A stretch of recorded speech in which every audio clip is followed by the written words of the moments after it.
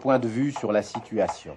Comme vous savez, en effectuant des attaques et des bombardements aériens contre la République démocratique du Nord Vietnam, parallèlement à l'intensification de la guerre d'agression au sud, les impérialistes américains escomptent de pouvoir ébranler le moral de notre peuple et puis détruire le potentiel militaire et économique de notre pays et par là renverser la situation au sud Vietnam en leur faveur. Eh bien, depuis leur défaite en Corée et après les premiers échecs des GI au sud Vietnam, les impérialistes américains entrevoient ce que pourrait être pour eux une guerre menée avec l'infanterie américaine sur le continent asiatique. Ceci entre parenthèses.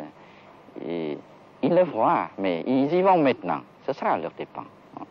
Et le Pentagone lui-même a dû reconnaître qu'il a affaire à un ennemi qui ne montre aucun signe de faiblesse. Ce sont les mots de Maxwell Taylor, je crois. crois. C'est le mot de Taylor, le mot est de Taylor. Notre armée et notre peuple ont infligé à l'ennemi des pertes sévères. Jusqu'à ce jour, 967 avions ennemis abattus.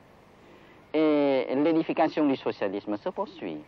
Nous avons eu cette année une excellente récolte. Et comme vous pouvez le constater, le chemin de fer marche toujours. Les prix ne montent pas.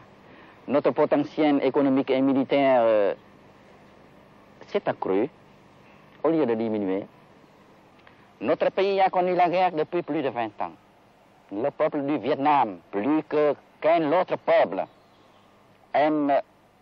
aspire profondément à la paix. Mais, comme l'a dit notre président Ho Chi Minh, point de paix véritable sans indépendance véritable.